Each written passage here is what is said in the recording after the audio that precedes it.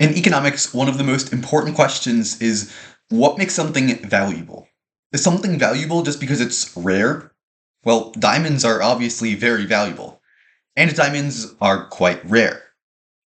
But there are other rare things that aren't valuable. Snow on the top of Mount Everest, for example, is very rare, but few people will pay millions of dollars in order to get snow from the top of Mount Everest.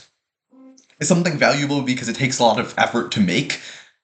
Well, some things do. For example, an automobile takes an immense amount of human effort to create, from mining the steel that goes into it, from manufacturing all the various components. It takes a lot of effort. But I could go in my backyard right now and dig an enormous hole, requiring much more effort than anyone would put into creating an automobile, and yet no one would pay for it because that hole wouldn't be valuable. This economic question of what makes something valuable is extremely important in order to understand today's question. Should there be a moratorium on data center construction?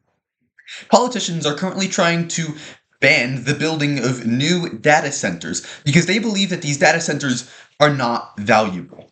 So, in today's prompt to discuss whether or not these should be blocked from being constructed, we will consider two topics. First, we'll discuss the current day issue around data centers, and then we'll move on to an economic idea which will help us better understand whether or not they should be banned: the information problem. Finally, we'll conclude by seeing whether or not the data centers should be banned. To begin, let's look at the recent news on the issue of data centers. Business Insider reports on March 25, 2026, that Senator from Vermont, Bernie Sanders, and Congresswoman from New York City, Alexandria Ocasio-Cortez, have recently introduced bills to Congress in order to prevent the construction of new AI data centers. These AI data centers are effectively large buildings with many computers and servers inside of them. Those computers and servers store up information, and that information is used in order for AIs to have AI, artificial intelligence agents, to have more access to information and therefore better answer the questions of people's questions. And the American Enterprise Institute provides some interesting data on these AI data centers. On February 19, 2026, it says that 41% of Americans approve of banning the construction of new AI data centers.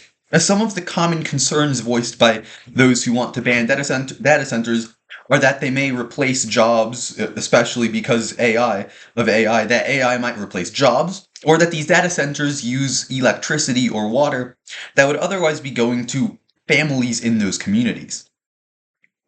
And however, there is obviously opposition to this bill. The Hill reports on February 26, 2026, that Interior Secretary Doug Burgum said that this bill to ban the construction of AI data centers would be, quote, surrender, unquote, to China on the issue of artificial intelligence.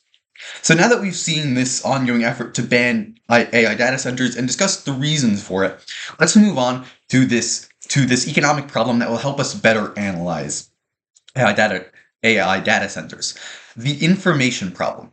You see, the reason politicians want to ban AI data centers is because they don't believe that these data centers are valuable enough to merit the costs they will cause to communities by taking away electricity and water.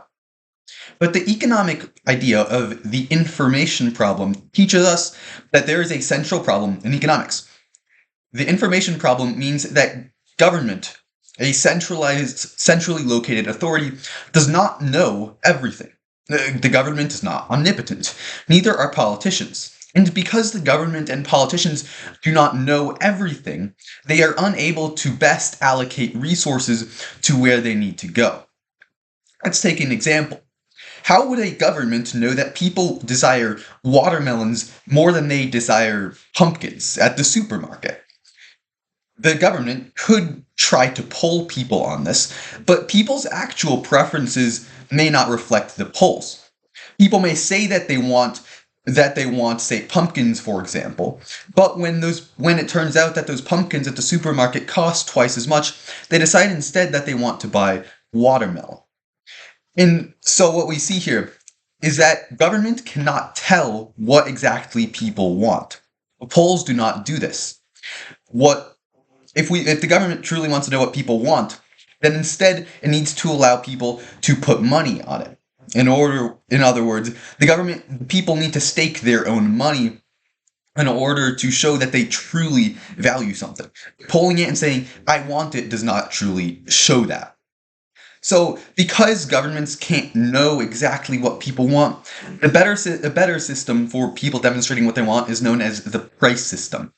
The price system solves the information problem because it doesn't require the government to know everything. Instead, the information problem through the price system teaches us that people know their own circumstances better than the government. Individuals know better whether or not they want pumpkins over watermelon, and they know better whether or not which job they would be the most skilled at, or where they would be the most employed in the most worthwhile way. Because people understand their own skills, abilities, and needs better than the government, they are better suited to choose what to do with their own skills, abilities, and resources.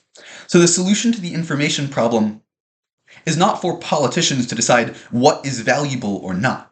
It is to allow people to decide what is valuable or not. This applies to AI, and to conclude, this applies to AI because individuals consuming artificial intelligence are a better metric of whether or not artificial intelligence is creating value than politicians. If people like the AI companies building data centers, they will pay those companies more money. And if they don't, then they won't spend more money. It's better for people themselves to decide whether or not value is created than politicians. So value is truly